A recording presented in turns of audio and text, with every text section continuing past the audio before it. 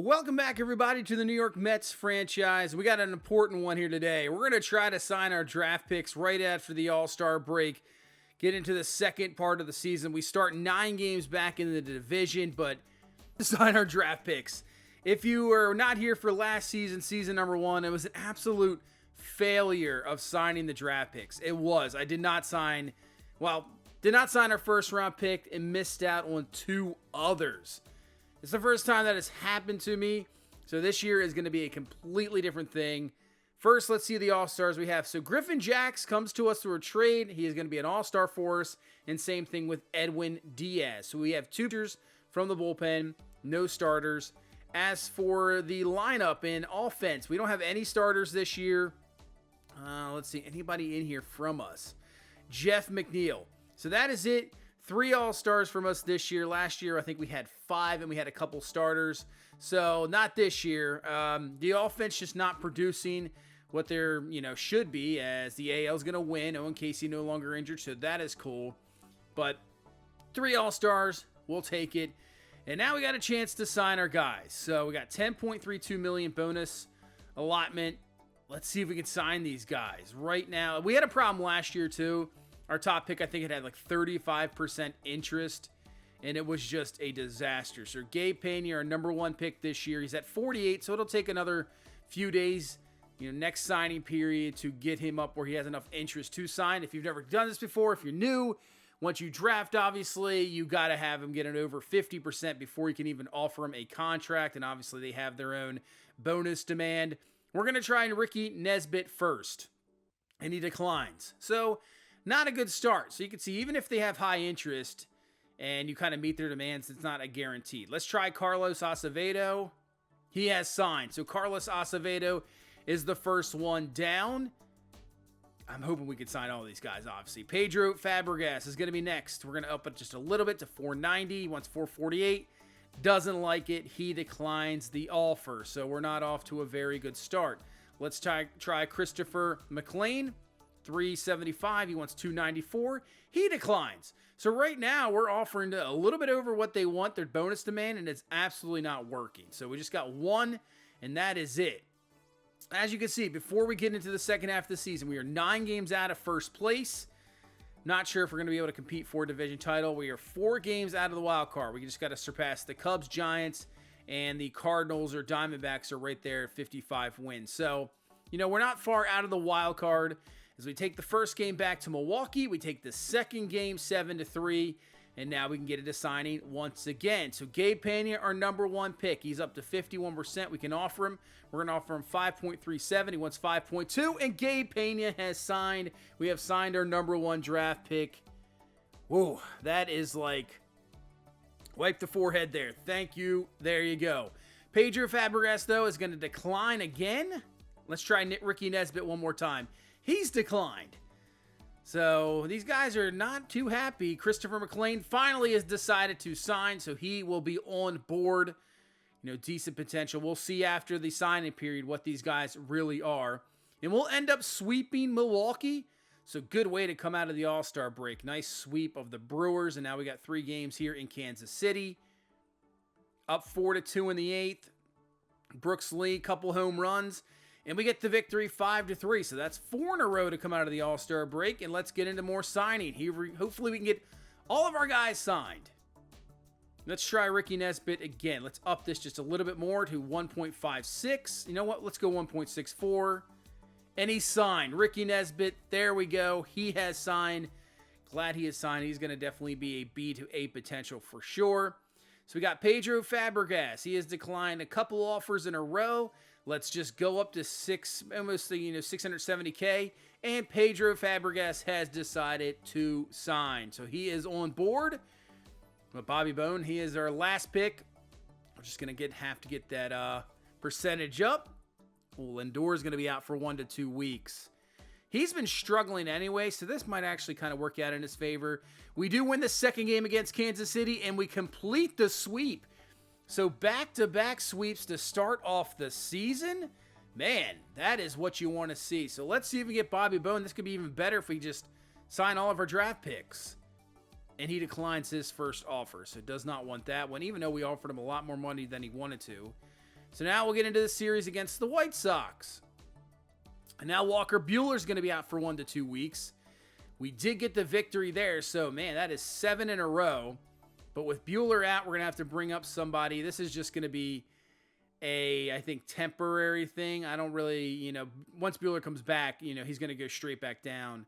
So I don't really, Parker Messick, I don't want to bring up anybody. Let's just add him to the 40-man, and we'll just bring him up. He'll go right back down once Buehler is back. So let's go back to the signing picks. One more guy. We're just going to up it to 485. He declines it again. Okay. Interesting. Game 2 against the Sox, 6-1, and we end up winning 6-2. So the winning streak continues at 8 and ends at 8 as we lose the final game, but still take 2 out of 3 from the White Sox as we got the final few days here of July before we get into August. So we have just a few days left, 4 days until the signing period to get this. Just going to up it. We got plenty of bonus alignment left. Let's go to 616. We overpaid, but he has signed. Bobby Bone has signed. And there you go. A success this season. We signed all of our draft picks, and we're just going to sim this series through Boston. So we lose the first. We're going to lose the second. See if we can take at least maybe the final game. Nope, we got swept. So we won 8 in a row, and then we come back and lose 4 in a row before we get into the month of August. Let's take a look at this last game. And yeah, I mean, like I said, he's not going to be staying up at all. He's going to go right back down. We just need kind of a spot start until Buehler is back. But right now, actually, even with that win streak, we've lost 4 now. We've dropped down to 10 games, but we've moved up in the wild card. We are now the last team there, 1.5 games back of the D-backs and Giants. One of those teams obviously will win a division. So there you go. Let's take a look. Fried struggled a little bit. Senga pitching pretty well. Manaea has actually got it under a 4 ERA, and Brandon Woodruff has been solid as well. Obviously, only pitched a few starts for Stram good. Ramirez has been pretty good. Jorge Lopez. I think our bullpen's been very solid. Griffin Jacks we got in that trade, and Paul Sewald have been dominant. Brooks Raley has been very good, and Edward Diaz. Pretty good. I mean, our bullpen is solid. Lineup-wise, I think we still have near a top 10 lineup as Gleyber Torres has got a little bit of heat going there. Same with Jeff McNeil. He's still only batting .233. McNeil up to a .315 average. James Wood still hitting .313. So he's even 200 bats in. He is still hitting well. He's up to the 4 spot. Brooks Lee has dropped off a little bit. Luis Angel Acuna, he's hovering around that 240 spot. So it's tough. Alvarez has just continued the average go down there. Where Ronnie Mauricio and Brett Beatty have been, I would say, pretty solid this year. They've had a pretty solid year. It's tough to really take them out of the lineup. I think we have, a 1 through 9. We don't have a weakness. We just have guys that are really underperforming this year. That's for sure. So we're going to sim through this Oakland series, and I think I want to play against Colorado. Now, it's not going to be the greatest matchup, but I think we'll do that. But first, let's take a look at our draft picks. Is it going to be a bust? What is it going to be? Gabe Pena, actual potential, it says an 88. He is a 68 overall. And solid hitting, man, he has got 97 speed. Have to work on the fielding. The arm's not the greatest. But if we can just improve the hitting, the vision's not the greatest as well. He is quick. He's only 18, B potential, 68 overall. I think that's a pretty good pick at number 9. Ricky Nesbitt is a B potential, 62 overall. 4-seamer cutter, hovering around 93, 94 miles an hour. He is 22, so that is his one thing. Is he going to be a starter down the line? I'm not sure. Who knows? He could be, getting into the bullpen there. We'll see. Carlos Acevedo is a C potential. He's a 61 overall. He's only 18 years old. 4-seamer sitting around a 92. Slurve changeup, sweeping curve. Yeah, I have to work on that. I mean, his stamina was fantastic, but everything else definitely needs some work. Ks per 9, not really good. Hits per 9, eh. Pedro Fabregas is going to be a B potential, 57 overall. Hits per 9, solid at a 54. You can't really complain about that at the moment. He's only 18 years old, but he is a closer. He is a reliever, so he has a chance to move up, I think more. Same with Christopher McLean. These guys have a chance. Look at his hits per 9, already at 68. Home runs per 9 at 70. So that's very good. We just have to work on walks per 9. And Bobby Bone, he has a deep potential, but he is a 66 overall, can play multiple positions. But look at his contact versus righties and his vision. It's at 72, discipline at 67. So he's not that bad. He's at 78 fielding. I know he's a deep potential, but really not that bad at 19. Really, I mean, if he just performs well, maybe that potential goes up to like a C. He could be a solid, I don't know if he's going to be a starter, but for a guy we knew nothing about, we just happened to take him, he could be a solid bench guy. I would think in a couple of years, who knows, if he takes off. Now, I meant to look at more of the picks that we were thinking about, but this is the guy I just happened to see. The best player in the draft, Willis Ladd. My goodness, he has an 80 overall, A potential. Wow. He is already probably major league ready. That is crazy to see. So that is our draft. I think it's solid, not too bad. I think we definitely hit on the Gabe Pena pick. I think he is a solid player. As we sim through this Oakland series, we'll take the first game, we'll take the second game. Hopefully we take game 3, another sweep, and we do. We sweep Oakland, coming back from that 4-game losing streak. And now we'll move to Colorado, one of the worst teams. I think they are the worst team in baseball. Why am I playing this game? Why is this going to be the full game of the day? You're thinking, you pick a better matchup than this. Hey, once in a while, I like to get into a game I think I can definitely win and maybe put some runs on the board. Why not, right? And then you got the Colorado Rockies, City Connect uniforms, which for me personally, I know now they're a couple years old. They still might be the best. And I will have a game. Like I said before, the Mets City Connect jerseys are out. The update is there. I have played a game with them. It's just going to be, I believe, maybe one more video from here. Yeah. But to me, these Rockies City Connect, I'm not even a Rockies fan. Now, I have been to what thing, Coors Field, what it was. I've been to a game out in Colorado. It's a very outstanding, nice ballpark.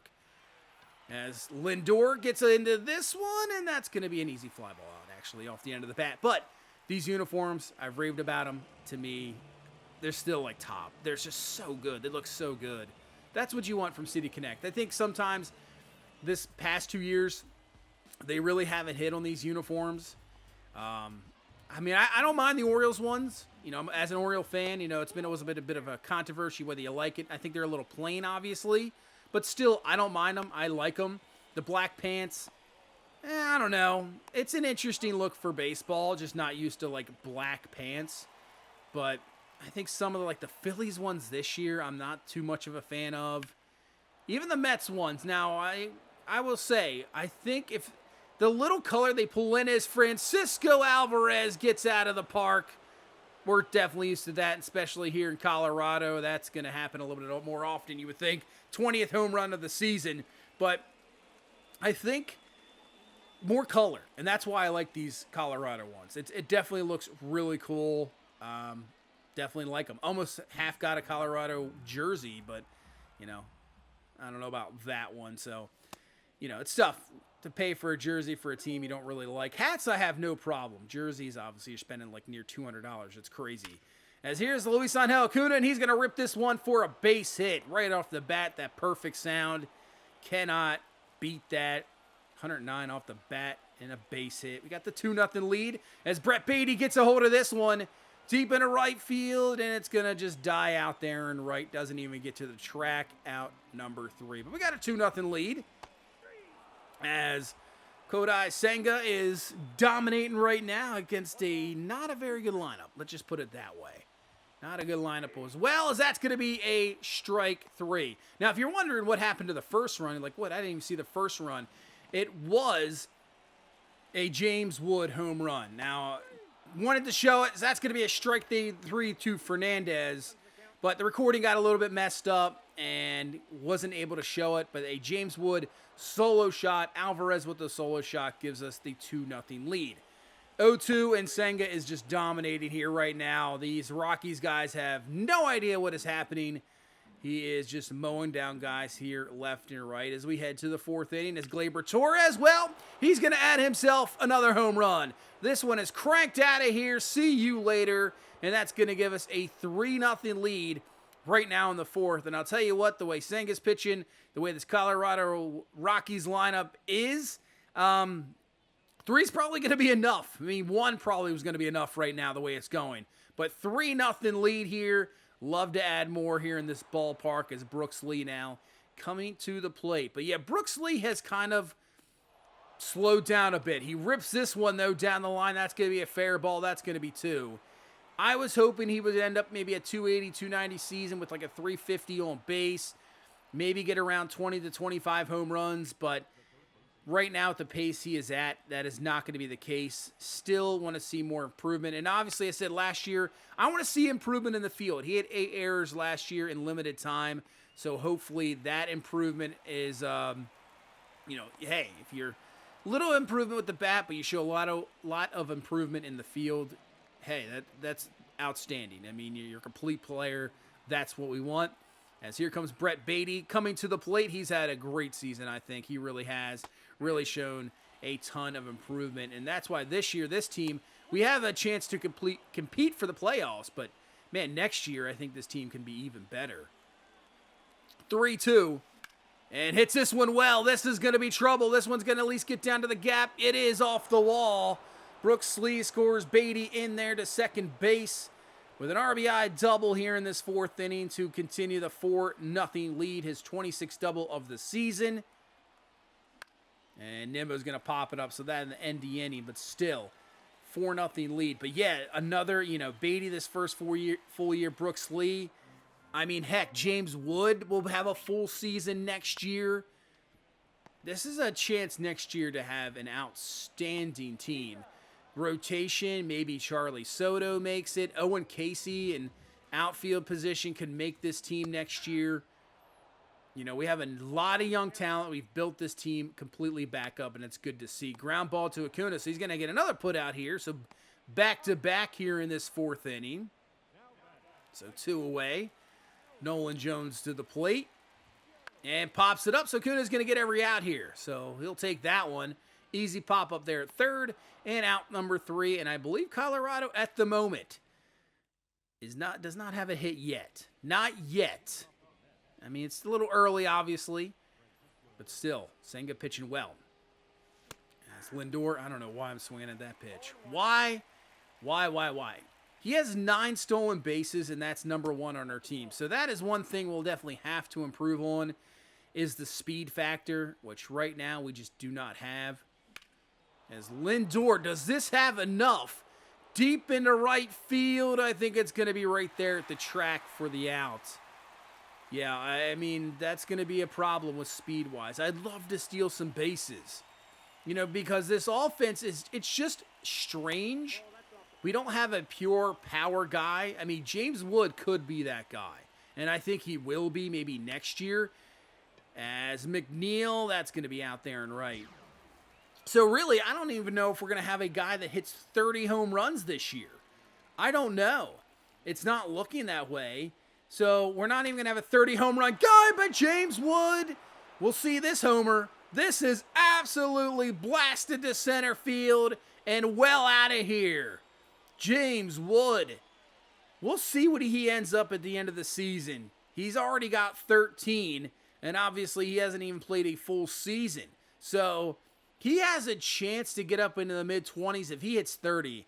I mean, that would be one heck of a run in the second half to get to 30 home runs. I don't think he's going to get it. But, man, that was absolutely crushed. How long of a home run was that one? Look at the arc on that one. Just absolutely destroyed the ball. 466 feet. Man, that is one of the longest home runs I've hit in this game. As, man, Gleyber Torres just rips into that one. That's going to get down for a base hit as we continue this 5th. But, yeah, like the lineup doesn't have much power right now. We don't have much speed. So, as Brooks Lee's going to strike out there. So, we rely a lot on doubles and in making sure we get, when we got runners in scoring position, we got to come through.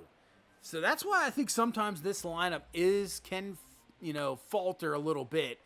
As this one, a tough play for Lindor over to first base and got him at first. Thought that was going to be hit number 1 for Colorado, but nope, Lindor makes the play as Fernandez comes to the plate.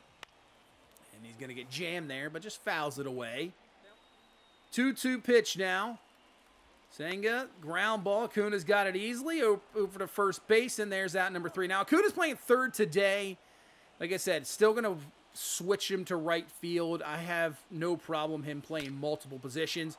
And speaking of, he rips this one up the middle for another base hit. Man, that's 2 perfect swings for him today.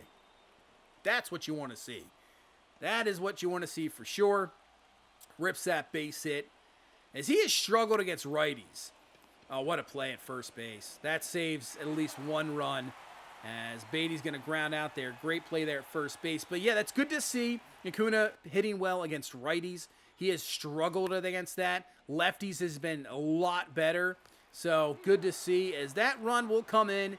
Makes this a 6-0 lead for Brandon Nimmo. He's a little bit upset with himself. Comes Lindor. 0 for 3. Love to get a hit with him. It's been a struggling season for Francisco Lindor. And it really puts into play, like I said, in the offseason, depending how the rest of the season goes. Depending how much he declines. Is it possible that we trade Francisco Lindor in the offseason? I don't know. You know, maybe we make one more run with him because he will decline. He will start for sure. 1-1 swing through in the changeup, and maybe that's what we're seeing this year. Maybe it is. You know, I'm not sure who's going to be able to take that contract, but he'll take the slider inside. Works it to a 2-2 count. Trying to add another run here in the 6th inning. 2-2. Lindor, this one is going to get down for a base hit. That'll drive in the run. 7-0 lead in the 6th inning. But that will be the question. I mean, the contract's the biggest one. You know, I think there'll probably be plenty of teams out there that want a big-time veteran like Lindor. It's just, can you take on that contract? As swing and a miss for strike 3 goes down Sterling Thompson. 7th K for Senga. And that's a ground ball to end the 6th. So we're through 6. No hits yet for Colorado. And let's go to the 7th inning. And I know a couple teams that could. Obviously, the Dodgers for sure could easily take on that contract. They seem to sign whoever they want to sign. As Gleyber Torres, he's going to rip a double. Wood's going to be over to third base, so we have 2nd and 3rd. Nobody down here in this 7th inning. Chance to add on even more. As Brooks Lee, fly ball into right. Should be deep enough. Wood tagging. Here comes the throw to the plate, and he's going to be gunned down. Once again, the sliding in this game. What in the... Just slide face first, you're in there. Man. Well, we got nothing out of that. Still a 7-0 game at least. We'll head to the bottom of the 7th inning, and that's going to get through for a base hit. And there is the first hit of the game for the Rockies, so there will be no hitter here, as we had a perfect game. We didn't even walk anybody. But that will do it for the perfect game no-hit bid. And then we're going to come right back and get a 4-6-3 double play to end the 7th. Great game by Senga. I think he's really been maybe the best pitcher on this staff this year. As Brett Beatty in the top half of the 8th inning is going to add another run here as he rips this one out of the yard. Home run. Like I said, it's just sometimes fun to have at least games like this. I feel like lately, beginning of games, it's like I maybe have one inning where I get a couple of runs, but other than that, it's been literally nothing. The offense just, it's so tough hitting in this game, especially the higher difficulties you go. It is not easy. It really is not. As, man, that is just absolutely on a line. Should have a double. But it's just getting the hitting down, especially when you're doing kind of just a timing base. You know, you're trying to get a rating base thing. You want the ratings to matter. You're not using the PCI. You're not using a certain stance like maybe you would do online. As Lindor rips this one, that's going to be extra bases. Should score Nimmo easily. Lindor on his way to second base will hold him there. 9-0 lead. That's where it can be frustrating. But I like it this way. It makes the ratings matter a lot more than just, you know, having that user. You're just absolutely dominant on the PCI and everything. I don't want that at all. I want, you know, if a guy's like a 70 overall, I want to struggle with him. So here is James Wood, 3 for 4. Well, make it 4 for 5, and that is going to be extra bases. Lindor is going to score. 10-0 lead here in this 8th inning. I mean, this game's been over for a while, But James Wood, have yourself a game. Already his 14th double of the season. And now we can just finish it off as Brooks Raley, 2 away here in this 9th inning, trying to put away Arroyo to finish this game off. And that's exactly what's going to be done. Circle change gets them. And that is going to be a victory here in Colorado. These are the games that we should win. This is one of the worst teams in baseball. Like I said before, I think they are the worst team in baseball. I know it's on the road. I know it's baseball. Anything can happen. But these are the games that we need to win. Only allowed 2 hits. We had 17 of our own. He had James Wood, 4 for 5, 3 RBI. Had the 2 home runs. Torres, Alvarez, and Brett Beatty added a home run of themselves. Everybody had a pretty good game. Senga strikes out 10, only allows that 1 hit, no walks, 1-8, and that is a victory there. We go to 62-50. You know what? Let's get into the next game. I think we're going to player lock, and I think I want to get in with Francisco Lindor. I want to see if we can continue because he had a pretty good game there. He started off a little slow. We got a couple extra base hits. Now up to 235. Let's see if we continue this, and maybe this is the series where he starts to, rise here at the end of the season. Rips that one. Base hit through. All right, there we go. We got 2 on. Nobody down here to start off this ball game. Let's see if 3, 4, and 5 can come through maybe with a couple runs. Well, we get 1. 1 run. And we'll start off the third. 1-0 lead right now. So first pitch, and this one's ripped into center field, and it's going to be caught out there in center. Montgomery with the catch. Also, wanted to ask you guys, if you're here at this moment in time, do you want to see more of these player lock games? At least try to have 1 main game per video. Sometimes if it's important, get down to 2, like that Braves and Phillies game. I'm going to do some kind of quick manage thing, jump into games. I'll be doing that here shortly as well. But if you want to see more of quick managing, just getting in maybe to the 7th, 8th inning of games, especially if they're close. And I think I'll do that more often as we get near the end of the season when the playoffs are on the line. If you want to see more player locks, I can definitely do that. I think next time we're going to see more of a minor league. We'll have a minor league, pretty much fully minor league video coming up because I want to see how those guys are doing down in AAA and AA because we have some guys going off that I didn't even realize that were going off. I need to really keep track of that a lot more. Sometimes in AA, I just kind of, zone out on it sometimes, unless it's somebody specific. When we have guys down there that are, I don't even really, concentrate too much on. I just kind of forget or just glass over it real quick. But man, there's a couple guys down there that I checked and I was like, wow, they are performing very, very well. So I want to get into a couple games. Really just hitter base, not pitcher base. As Lindor rips that one, and that's going to get down. Hopefully that's going to be a run because they're sending him into third. The throw to the plate, not even going to be there. It's going to be an RBI single here for Francisco Lindor to give us an insurance run in this 9th inning. Hope it's enough, and it is. That is going to be a victory here in Colorado, I believe. I think at the final score, let's see, it's going to be 3-1. If it was 3-2, heck, there we go. We had the insurance. No, it's 3-1. So we got 4 for 5 in that game for Lindor. That upped his average to 243. That's what I want to see. Good pitching performance from everybody. Diaz gets save number 31. So yeah, let me know down below. I still obviously want to have you guys enjoying this series. This series will continue, for a while, obviously. We're only in season number 2. Right now, 7.5 back of the division. So we gained, 2.5 games. And now we're the second best wild card team. So we start to move up. So the playoffs are a real possibility here this year. It's looking pretty good. We played a lot better now in the second half. We're winning a lot more games. But, man, this is going to be an interesting second half of the season.